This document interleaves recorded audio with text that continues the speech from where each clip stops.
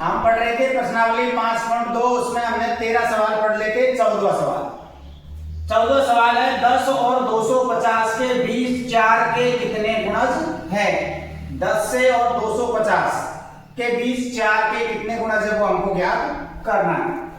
तो 10 लिखना है और ये 250।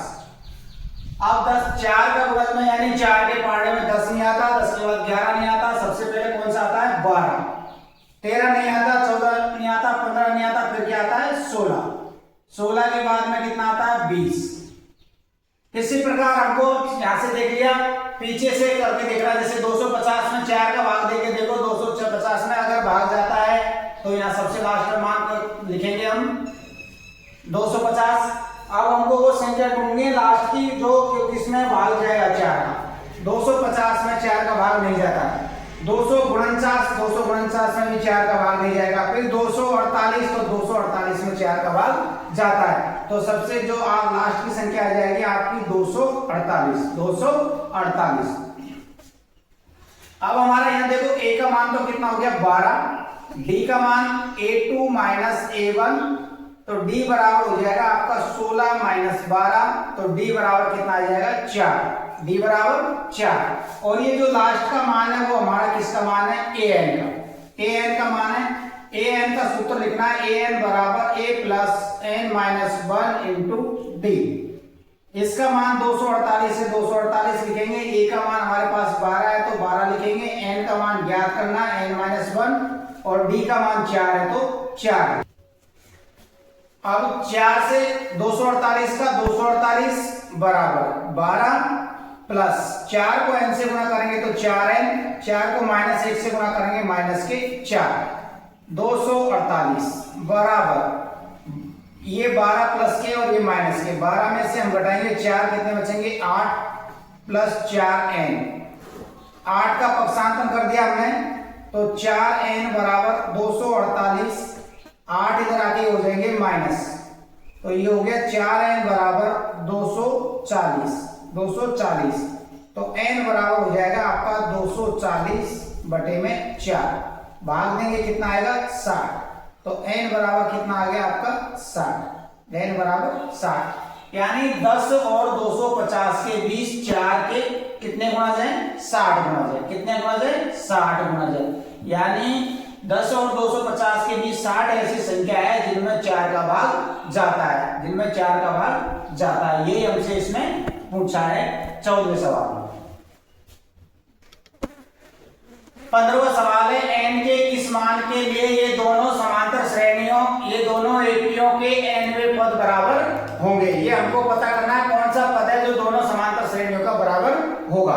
तो सबसे पहले तो इसमें हमने ज्ञात किया a का मान कितना हो गया 63, d का मान ज्ञात करेंगे a2 माइनस a1, तो d बराबर हो जाएगा आपका 65 माइनस 63, तो d बराबर कितना आ जाएगा आपका 2, तो एक d का मान आ गया और a का मान आ गया। इसी प्रकार इस एपी में देखते हैं, देखो a बराबर सबसे पहले 3 है तो 3, d का मान ज्ञात करेंगे a2 माइनस a1, तो d बराबर हो जाएगा आपका 10 माइनस 3, तो d बराबर कितना आ गया 7, तो यहाँ पर d का मान ये है और a का मान ये है। समांतर श्रेणी, तो ये सूत्र लिखेंगे हम a plus n minus 1 into D बराबर, दोनों पद बराबर है तो बराबर का चिन्ह लगाएंगे, फिर दोबारा सूत्र ये लिखेंगे a plus n minus 1 into D. यहाँ पर a का मान कितना है 63, तो 63 लिखेंगे, प्लस n का मान तो हमको ज्ञात करना है n माइनस 1, और d का मान 2 है तो 2 लिख दिया। इधर दूसरी में a का मान कितना है 3, तो 3 लिखेंगे, n का मान हमको ज्ञात करना है, और यहाँ d का मान 7 है तो यहाँ 7 लिखेंगे। दोनों तरफ सूत्र लिखे बराबर है, n पद बराबर होगा तो बराबर का चिन्ह है। पहली समांतर श्रेणी का a और d का मान इधर रख दिया, दूसरी समांतर श्रेणी का a और d का मान इधर रख दिया, तो ये हो गया आपका 63 प्लस 2 को n से गुणा किया तब 2n, 2 को माइनस 1 से गुणा किया तो माइनस के 2। इसी प्रकार ये 3 प्लस 7 को n से गुणा किया तो 7n, माइनस 7 को 1 से गुणा करेंगे तो माइनस 7। अब यहाँ 63 प्लस के 2 माइनस के तो घटाएंगे तो कितने बचेंगे, ये 61 प्लस में 2n बराबर यहाँ पर 7n, माइनस 7 में से 3 घटाएंगे तो बचेंगे माइनस के 4, तो 2n का तो हम इधर पक्षांतरण कर लेते हैं, 4 का पक्षांतरण हम इधर कर लेते हैं, तो तो ये हो जाएगा आपका 7n, 2 इधर की तरफ गया तो ये हो जाएगा माइनस में 2n, 61 पहले से ये 4 को इधर के लेके आए थे तो ये 4 माइनस का इधर हो जाएगा प्लस में 5, 7 में से 2 घटाएंगे तो कितने बचेंगे 5n, 61 और 4, 7n में से 2n घटाए तो 5n, 61 और 4 जोड़ेंगे तो कितने आएंगे आपके ये 65। n का मान ज्ञात करना है 65 बटे में 5, 5 का भाग 65 में दिया कितनी बार गया 13 बार, तो n बराबर कितने आ जाएंगे 13, n बराबर 13, यानी इन दोनों एपीओं का 13वां पद बराबर होगा। इस एपी का और इस एपी का तो कौन सा पद बराबर होगा 13वां पद बराबर होगा, वही हमको इसने सवाल में पूछा है कि दोनों समांतर श्रेणियों में कौन सा पद बराबर होगा, तो वो उत्तर कौन सा है हमारा 13वां पद बराबर होगा। अब अगला सवाल है 16वां। तीसरा पद दे रखा हमको 16, तीसरा पद समांतर श्रेणी का दे रखा हमको 16 और 7वां पद 5वें पद से 12 अधिक है, तो a7 बराबर a5 प्लस 12। ये हमको दूसरी शर्त दे रखी है, पहली शर्त दे रखी है और सवाल में हमको एपी ज्ञात करनी है। क्या ज्ञात करनी है एपी ज्ञात करनी है, यानी a1 a2 a3 dot dot dot ये ज्ञात करना है। तो सबसे पहले तो सूत्र ये लिखेंगे a प्लस an बराबर a plus n minus 1 into D. इसका मान हमको दे रखा है यहाँ 16, तो 16 लिखेंगे, a का मान ज्ञात करना है, n या तीसरा पद है तो n का मान 3 है, माइनस 1 d का मान ज्ञात करना है। तो ये हो गया आपका 16 बराबर a प्लस 2 में से 3 में से घटाया 2, 2 को d से गुणा करेंगे तब 2d। ये आ गया आपका समीकरण नंबर 1।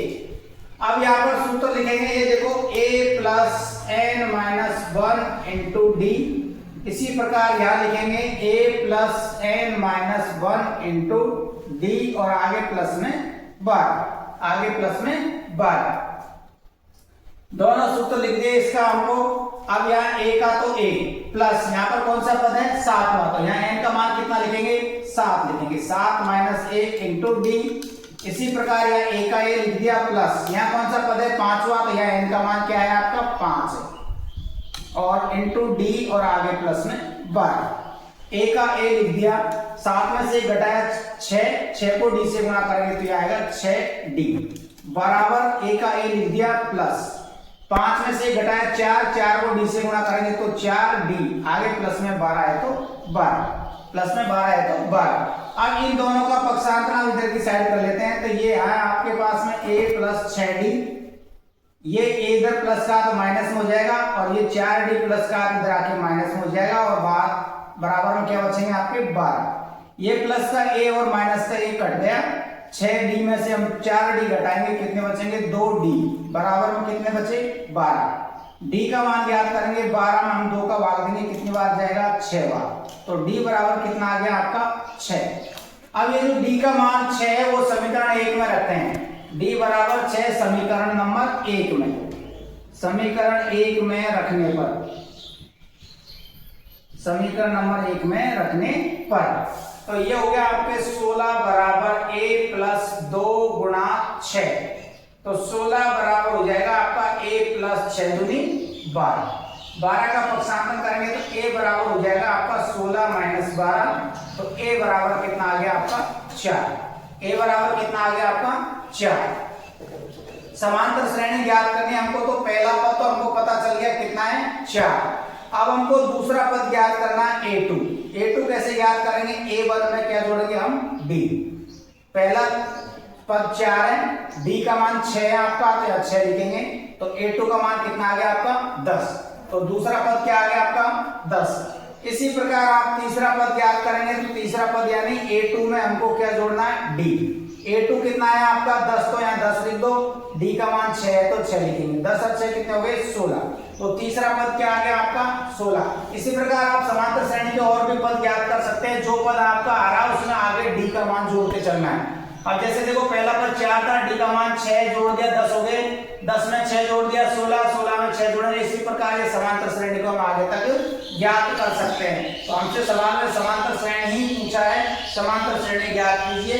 तो पहले तो हमने इससे ए का मान ज्ञात कर लिया था, ये यहाँ पर नहीं, ये समीकरण नंबर 1 बनाई। फिर सातवां पद पांचवें पद से 12 अधिक है, ये यहाँ समीकरण बन गई। ये सूत्र हमने दोनों तरफ लिख दिया और आगे प्लस में 12 है तो 12 लिख दिया। यहाँ पर n का मान 7 था, यहाँ n का मान 5 है, a प्लस 6d और इधर हो गया a प्लस 4d प्लस में 12। इन दोनों का पक्षांतर कर लिया अपने, इधर की तरफ चिन्ह परिवर्तित हो गए, ये प्लस और माइनस कट जाएगा, 6d में से 4d घटा दिए, कितने बचेंगे 2d, बराबर में 12 है तो 12 लिख दिया। d का मान कितना आ गया आपका 6। जो ये d का मान 6 है उसको समीकरण 1 में रख दो, a का मान आ जाएगा। तो हमने d में यहाँ पर d का मान रख दिया, 6 दूनी 12, 16 में से 12 घटाया तो a का मान कितना आ गया 4। अब a का मान है आपका, d का मान है, तो समांतर श्रेणी हम ज्ञात कर सकते हैं। समांतर श्रेणी a1 a2 a3 dot dot dot. इसी प्रकार पहला पद आपका 4 था, दूसरा पद ज्ञात कर लिया, d का मान जोड़ते चलो। पहले पद में 4 में 6 जोड़ दिए 10, फिर तीसरा पद ज्ञात करेंगे तो दूसरे पद में d जोड़ेंगे, 10 और 6 16। इस प्रकार से आपकी समांतर श्रेणी बनती है।